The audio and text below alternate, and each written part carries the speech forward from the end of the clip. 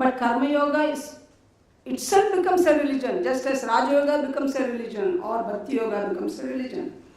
Here is a small anecdote I would like to recount to you. It's about Chakravarti Rajagopalacharya, and it happened in the Tiruchangod ashram run on Gandhian lines by him.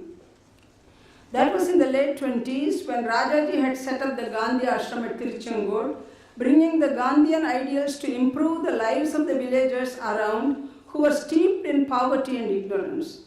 Around 13,000 families benefited by his schemes, one of which was giving broken rice free for making gruel to the villagers that were reeling under drought.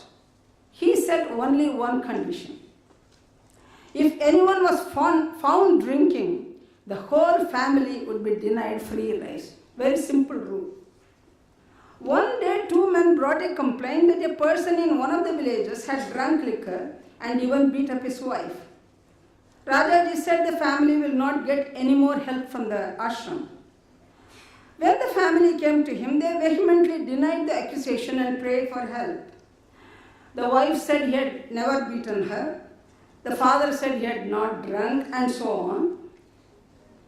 So Rajaji did not know what to say. The father said, you asked him to swear to God in God's name that he has not drunk.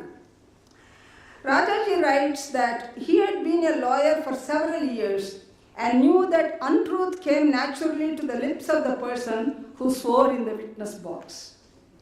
Even taking an oath on a scripture, whether it is the Gita, the Bible, or the Quran, even taking an oath on a scripture did not deter him. Suddenly Rajaji's eyes fell on his sandals, which had left at the steps when entering his room. He asked the accused to take up the sandals and swear upon them that he had not drunk any liquor. Any liquor. The fellow took up the sandals and began, but then said, I swear that I took liquor yesterday and beat up my wife. Please forgive me. The explanation was simple. The fellow who had drunk and was now telling the truth was a cobbler, and he could not utter a lie in the name of what was his livelihood. In India, work was thus tuned always to the Supreme and was indeed Karma Yoga. So in India, you don't see any difference between material life and spiritual life, whether it is the life of a cobbler or otherwise.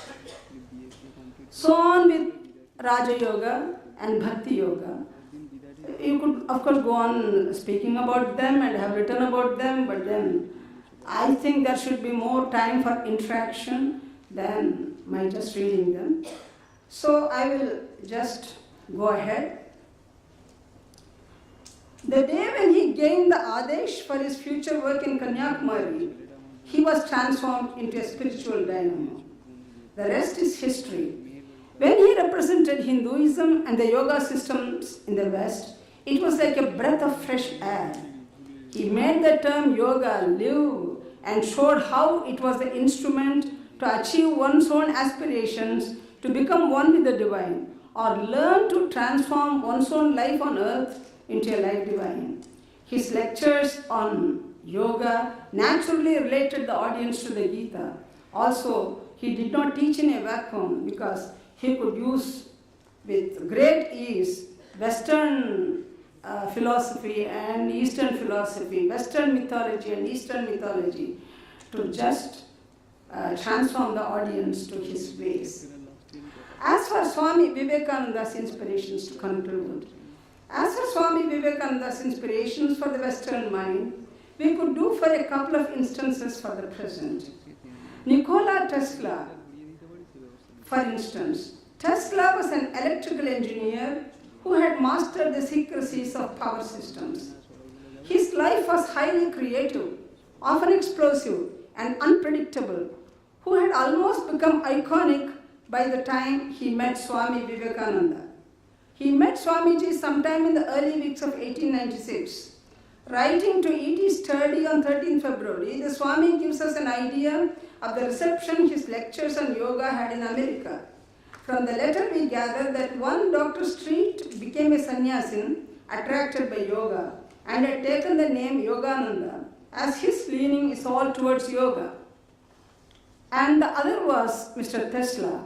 Mr. Tesla was charmed to hear about the Vedantic prana and Akasha and Kalpas, which according to him are the only theories modern science can entertain. Now both Akasha and prana again are produced from the cosmic Mahat, the universal mind, the Brahma or Ishvara. Mr. Tesla began to think that he can demonstrate mathematically that force and matter are reducible to potential energy. This is what Swami Vivekananda himself writes. Swami Vivekananda was happy that this serious interest in linking science with spirituality could reveal the harmony between Vedantic theories and modern science. After giving an idea of how Vedanta and modern science can be reconciled, the Swami closes his letter. I want to work all this out carefully, but you will see at a glance that I am on the right track. It will take more study in physiology on the relations between the higher and the lower centers to fill out the psychology of mind, chitta and buddhi and so on. But I have clear light now, free of all hocus pocus. I want to give them dry, hard reason, softened in fine, sweetest syrup of love and made spicy with intense work and cooked in the kitchen of yoga so that even a baby can easily digest it. So that's why I was congratulating Dr. Prabhu Shankara for saying, please read Swami Vivekananda, because I think he writes his letters and his life are more interesting than the latest novel you can read about. There are many other brilliant persons from the West who are drawn to Swami Vivekananda's thoughts on yoga. Among them one can list Romain Rolland, George Santayana and Christophe Richelieu. One such was Mira Alfasa of Paris. She had a turn towards the spiritual from her childhood days. As a young woman, she had been saddened by a tragedy at a charity bazaar in Paris when a conflagration took a heavy toll. It was a deep disaster. Mira was shocked when a Dominican priest at a funeral oration said that the people had been rightly punished for not living according to the law of God. It was right that they had perished by fire. According to her sensitive mind, this mathematical conception of crime and punishment was not right and was a Christian idea which falsifies our idea of the divine. She drew closer to a universal intelligence when Swami Vivekananda's Raja Yoga was placed in her hands by a friend. That was the time when the Swami had created waves in the West. The book taught the eager aspirant how to avoid succumbing blindly to a received tradition. Swami Vivekananda's book was clarity personified for her. Concentration, dhyana, being conscious of consciousness and seeking its varied states. Mira Alfasa was full of admiration for this Indian monk who could explain the subtlest Vedantic point with such enviable clarity. She must have been following his career and getting increasingly interested in Indian yoga when an acquaintance, Jnanendranath Chakravarti of Lucknow, gifted her with a French translation of the Bhagavad Gita. So began an incredible career of spiritual ministry, which came in association with another remarkable personality, Sri Aurobindo. You all know how now she is known as the mother of Sri Aurobindo Ashram, Pondicherry. And finally, there is one apaswara. There are several apaswaras when you deal with Swamiji and the Western reception to Swamiji's ideas, but I will just close with one apaswara. Raju Malhotra has argued how Swami Vivekananda's ideas have moved via Sri Aurobindo into the hands of some Western writers, almost plagiarists. He mentions Ken Wilber as one who has sought to put back the insignia of originality on Western philosophical thought by blacking out Swami Vivekananda's concepts and Sri Aurobindo's approach. This is what Malhotra writes. Wilber contrives to substitute himself as their originator, that is the ideas propounded by Swamiji, thereby reducing the entire system of Indian knowledge to an inferior subset of Western thought. He progressively decontextualizes them in modern Western idiom, incorporating Hellenistic references Western psychology, European philosophy, and eventually his own jargon. That's why I enjoyed the way one of the speakers said in the morning that if you speak in English, oh, you are a scholar. But if you speak in Bengali, well, you are an ordinary person. So this Westerner, he uses all these Western idiom and tries to show that Swami Vivekananda had nothing original, but it is Wilbur who is having original ideas. Since his audience is predominantly Western, he is able to claim all this as original. When we deal with amazing personalities like Swami Vivekananda and Sri Aurobindo, such vain bootlegging does take place here and there. That is the way of the flawed world.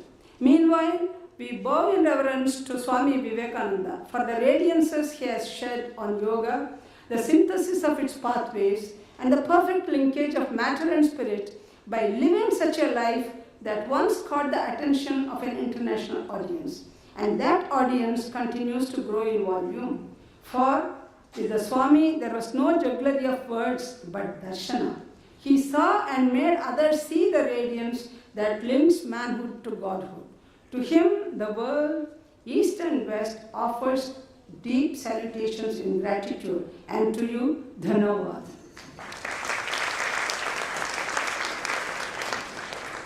Now we come to the question and answer session. Firstly, I would request the speakers to ask questions if any. Anybody among the audience who would like to ask any questions on the paper presented by Dr. Premanand Kumar?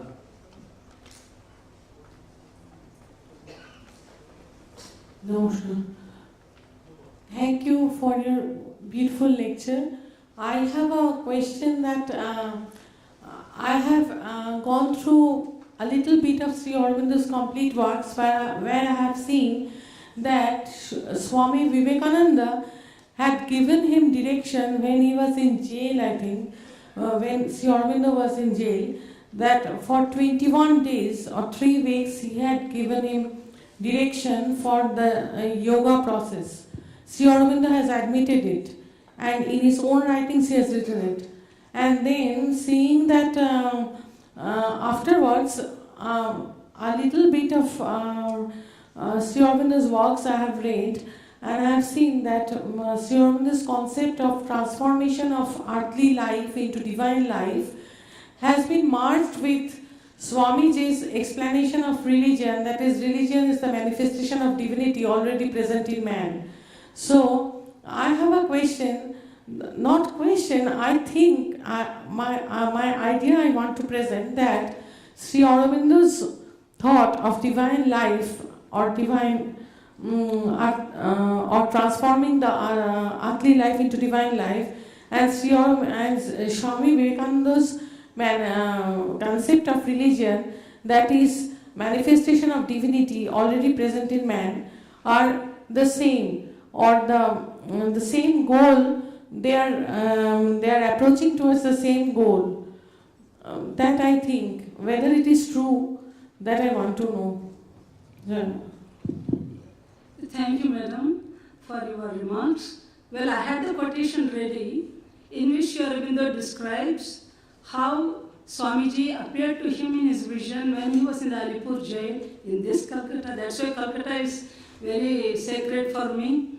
And for a few days till he understood the way his thoughts should take form. It seems Swamiji came to him again and again. This Sri Aurobindo has himself recorded.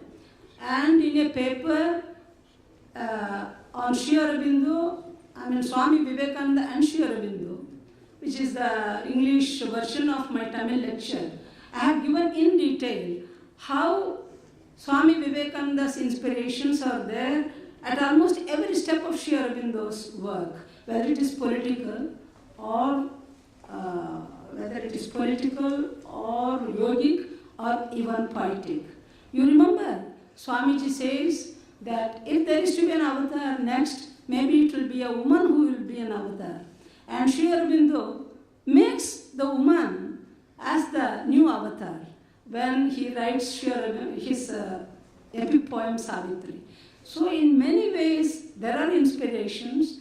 You can say whatever Swamiji gave us ideas, Sri Aurobindo made them blossom into 1,000 petal lotuses. I hope I am clear enough.